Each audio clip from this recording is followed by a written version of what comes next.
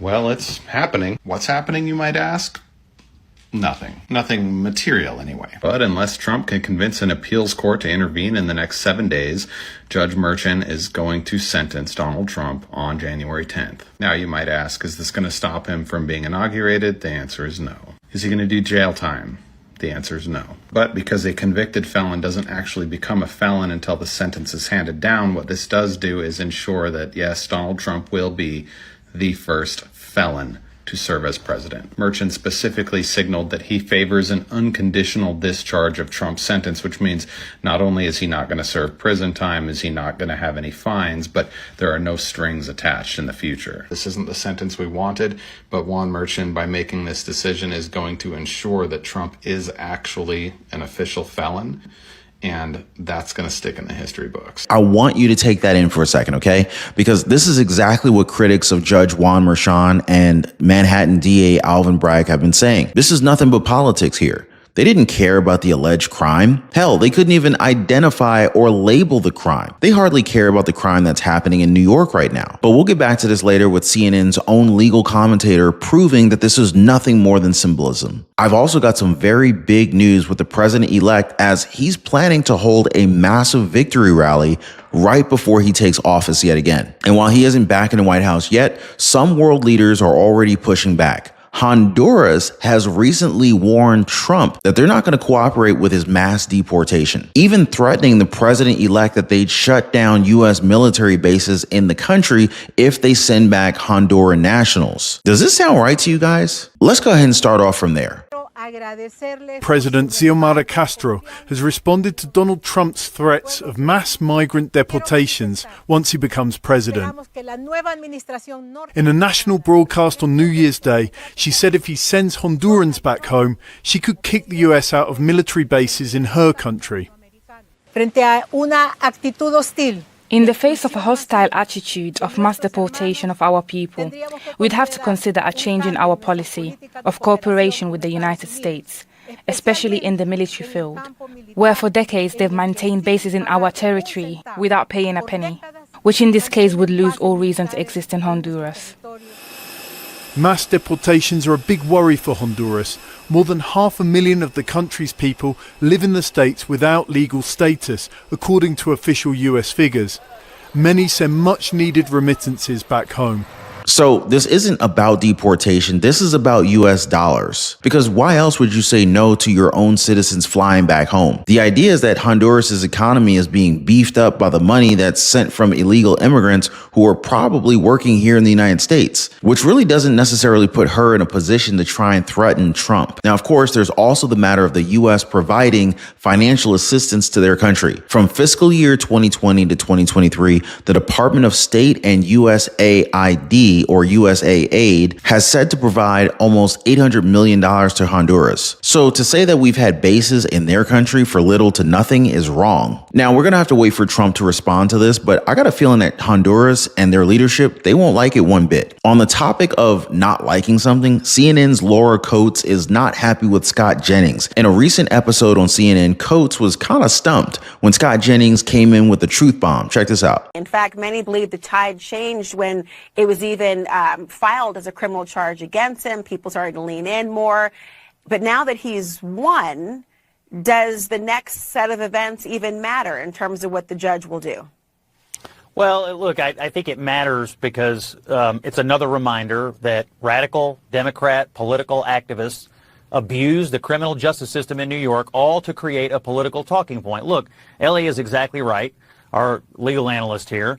This would have never been charged this way if it weren't Donald Trump and he weren't running for president. Should have never been charged this way. He should have never faced this. It was all done so they could call him a convicted felon during the campaign, which of course they succeeded at. What they miscalculated is that the American people knew from the get-go that it was partisan politics, and they soundly rejected this in November. So Trump's, I guess, going to get one more bite at the apple here to make the point that these Democrats in New York elected, Alvin Bragg elected, Merchan elected, these people are elected by the people, and they took their jobs in public service and used them for political ends instead of using all of their time to throw the bad people in New York, which there are plenty of them on the streets, in jail. That's the real lasting impact of this. The abuse of the system for political purposes when New York City is descending into a hellhole right now. Scott Jennings was not holding back here, because how can you sentence a former president for a crime that you can't even say? And notice how quiet Coates was during this, right? She knows that Scott Jennings is making a perfectly sound point, one that even Ellie Honig agreed to. Check this out.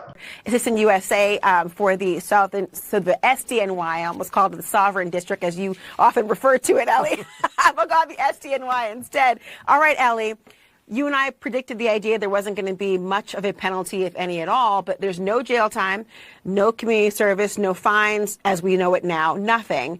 What do you think of this decision, given you didn't think the case should have been brought in the first place? Well, it's an unsatisfying outcome, I think, for certainly the district attorney, but I think it points up ultimately that this was a case of prosecutorial overreach. I don't think there's any real way around that at this point. I think Alvin Bragg would defend this case by saying he looked carefully at the facts and the law and he believed it was necessary to impose accountability. And I should say, as I always do, Alvin and I were former colleagues at the aforementioned Southern District of New York. He was a colleague and a friend.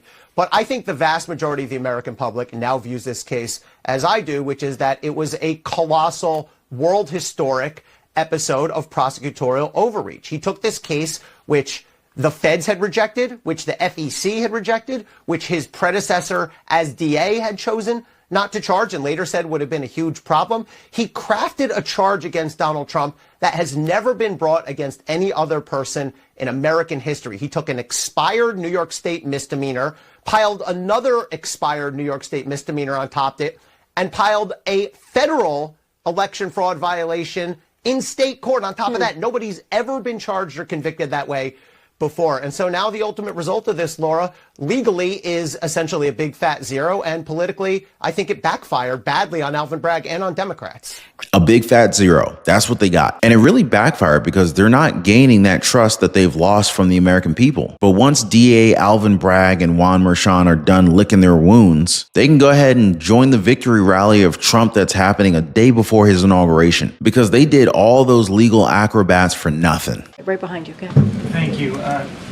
This is related to the situation in the House, but is it the view of the White House that the Gang of Eight has, an intelligence Gang of Eight that receives the top level briefings from the executive branch, has 8 members, or is the Speaker pro tem, Mr. McHenry, getting the security briefings at the very top level, or are there effectively only 7 members with the Speaker being vacant? I mean, for one thing, these press briefings, they're a complete waste of time. The press secretary never directly answers any of the questions, and the contempt that she displays toward the journalists is outrageous. But then again, Karine Jean-Pierre, she takes the audacity to a whole new level by sharing a picture of the White House communications team and calling it the best team in the business. So, of course, the internet just kind of let her have it. Even Washington Times columnist Tim Murtaugh, he commented and said that this best team in the business lied to the world about the mentality and the physical fitness of the president and ultimately failed. Their work led to Trump's huge win, which was a complete repudiation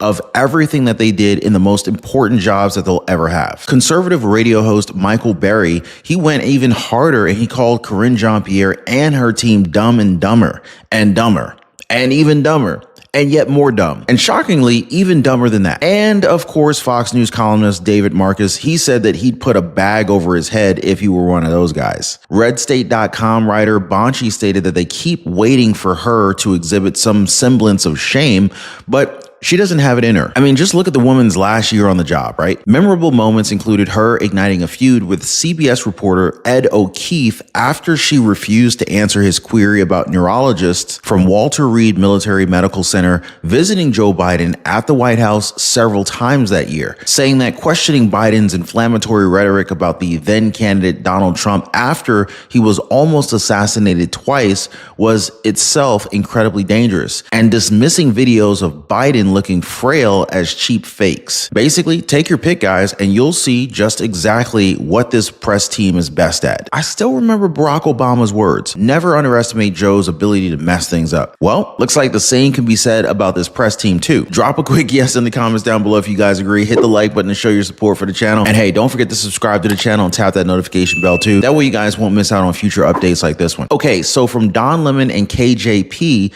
we move on to comedian Bill Maher. So this guy has been catching a lot of flack. Flack for what, you might ask? Oh, flack for targeting Democrats more often with his jokes now. People on the left say that he's turned. Bill Maher responds that it's just because Democrats' ideas are stupid. Here, watch. You know, you were okay with all that, but you've turned. I haven't turned. Yes, people have said to me, you make fun of the left more than you used to. And guilty, I have, because the left has changed. Now, the right has changed also, and even worse. I mean, the right doesn't believe in democracy anymore. Thrown their lot in with this sociopath named Donald Trump, who only thinks elections count when we win. Okay, well, that's worse. But it's not like the left hasn't changed also. So I'm going to call it out wherever I see it. I mean, there are things that have to do with, you know, gender and race and free speech and just ideas about, you know, you can be healthy at any weight, and gender is always a social construct, and maybe we should give communism another try, and maybe we should get rid of capitalism and the border patrol, and let's tear down statues of Lincoln and get rid of the police. Just, you know, no. It's not that I've gotten old, it's that your ideas are stupid. He even went further in his Wall Street Journal interview about this same topic. When asked why he mocks the left more than he used to, he just said, and I'm not quoting him straight on this one, "You're damn right I do, because you give me more material. I'm a comedian. I'm gonna go where the gold is. I think humor is one of the best avenues to get at the truth, maybe the best, especially in politics. When someone laughs, it is involuntary. So you can make the audience admit that they agree with you even when they really don't want to." And it got even more interesting when the interviewer responded by saying, "But the woke don't always laugh." Mayer pointed it out as one of the issues that he has with the left. They can't stand to have to endure a moment of hearing something that they don't agree with. Not that the right doesn't do it too, but the left does it worse. He also brought up the idea of why do people on the left find it impossible to be congenial toward those they disagree with. He said it's in their psychological profile. They just have this need for virtue signaling and to have their friends and everybody on social media think of them as the good people. Wow. Let me tell you guys, this sounds like a lot of people I know. He also made a very good point about Republicans dominating the Democrats in elections as long as the Democratic Party fails to unconvince itself that it is this misunderstood vehicle for what people really want. He said that they often say when they lose elections, we didn't get our message out. Yes, you did get your message out. They just didn't like your message. You got it out loud and clear. Now, let me tell you guys, when comedians make more sense than the top leaders of your party, you got to start looking in the mirror real hard. You know what I mean? And speaking of delusional Democratic leaders, we got our last name on today's list, California Governor Gavin Newsom. So you see, Gavin Newsom, he's trying to make this big deal out of slowing homelessness in his state, but people aren't having it. State Senator Brian Jones, he called it a bold move for someone eyeing the presidency. Jones said that Newsom should be ashamed of what he's done to their state, but instead, his pride just blinds him. Assembly Republicans also responded to Newsom saying that since their governor is committed to gaslighting on the issue, they'll state the obvious. An increase of 20% is not progress. Now, apparently, like a lot of Democratic leaders, Gavin Newsom hasn't really been listening to the people who disagree with him. For example, Jones, who's the minority leader in their state Senate, cited that the co-sponsored bipartisan legislation to change California's homelessness policies and focus on compassionate enforcement of encampment violations.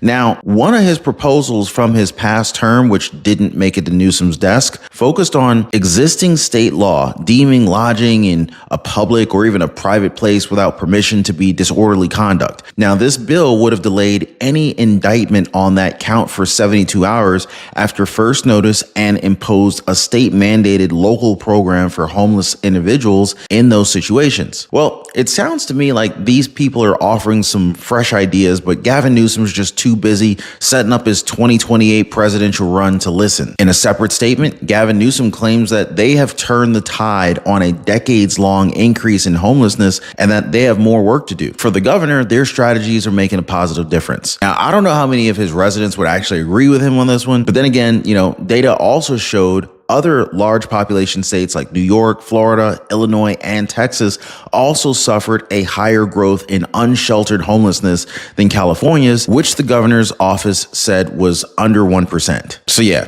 at least there's that, I guess. Ex-CNN host Don Lemon is standing by his words as he's calling Trump supporters dumb effing idiots. You're so stupid and you deserve it. You deserve it because you're so dumb. Yes, I am gloating over your stupidity. You have been co-opted because you're in a cult and you don't even realize it because you have stupid MAGA brain and you don't get it. How stupid and dumb are you? 'Tis the season to be merry. Former CNN host Don Lemon goes on an expletive-laden rant about President Trump supporters over the H-1B visa feud with Elon Musk. Tiffany Marie Brannon is a political strategist and the host of TMB Problems podcast, and she joins me now. Tiffany, and the left wonders why people say they have Trump derangement syndrome. Tell me about it. It's completely out of control. I mean, call us stupid and, it's just not even a matter of contention at this point. But lest you think it's just Mr. Lemon, it's not just sour grapes from that lemon. We have two other folks who are making their voices heard, political commentators on the left, Jennifer Rubin from the Washington Post and Rick Wilson from the Lincoln Project. Those people that hate Donald Trump and literally every single thing he does. Take a listen. All those MAGA readers out there, now you'll notice the contradiction in terms, MAGA readers would pick up the Washington Post and they would have more readers. What is the logical fallacy here?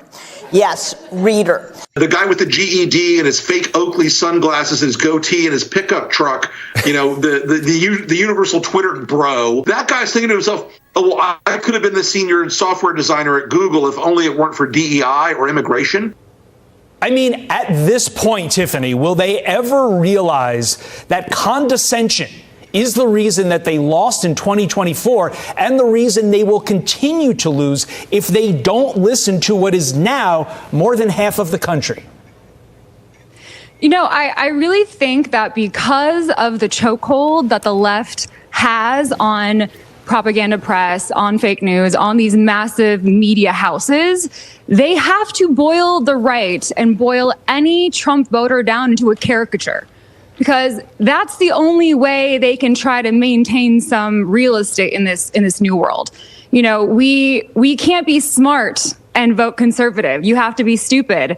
And the fact of the matter is they want to make us stupid and then they want to keep us stupid. Now, I don't know about you guys, but I felt that all the time, too. It's like they want to keep us stupid so that the people would just kind of go along with whatever the woke liberal agenda happens to be. You know what I mean, guys? Anyway, call me dumb, call me garbage, but just don't call me a Democrat. And Don Lemon, I know we all know by now that he just doesn't have a career anymore. But it's not just him. Conservative social media users tore into White House Press Secretary Karine Jean-Pierre just this week for sharing a picture of the White House communications team. You know what she called it? The best team in the business. Man, they really let her have it for that one. Conservative columnist Tim Young commented on the post, "It takes an army to come up with non-answers and lies." Another Democrat getting some flack online is comedian Bill Maher, but this time it's from his own party. In fact, he recently had an interview with the Wall Street Journal to talk about what he called the crazies within the Democratic Party. What did he say exactly? Well, stay tuned because we're going to get into that a little bit later in this video. But last but not least, California Governor Gavin Newsom. So like Karine Jean-Pierre, Gavin Newsom opened his big fat mouth and people put him in his place. See, he was trying to brag about how he improved the homelessness situation in his state of California. Well, Republican state lawmakers begged to disagree. As State Senator Brian Jones explained it, with a $27 billion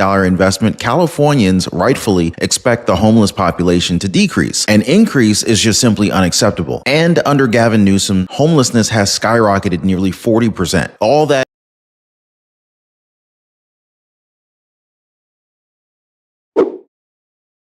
So first, there's ex-CNN host Don Lemon. He says that he's standing by his words, calling Trump supporters dumb effing idiots. So this is a second installment to his first rant. In his first one, he was insisting that he had reacted to people who had a racist response to President-elect Donald Trump appointing Sriram Krishnan as a senior advisor on artificial intelligence, but he went on further to attack Trump supporters this time. He said that, as always, everybody gets all butthurt and that he's not referring to all Trump supporters. Instead, he insists that he's just talking to the MAGA brain people who will say anything and do anything to make excuses for any behavior that Donald Trump does, any bad behavior that the MAGA movement does. Then he ended the point by saying, hey, he stands by his words. And if they don't like his words, then too effing bad. He doesn't care. Wow. So you see, guys, it's good to step out of your Democratic echo chamber every now and then. Otherwise, you just kind of end up like old Don Lemon here. No career and saying whatever awful thing that he can just to get people to tune in. You know what I mean? So what are the odds that we're going to see the same thing from White House Press Secretary Karine Jean-Pierre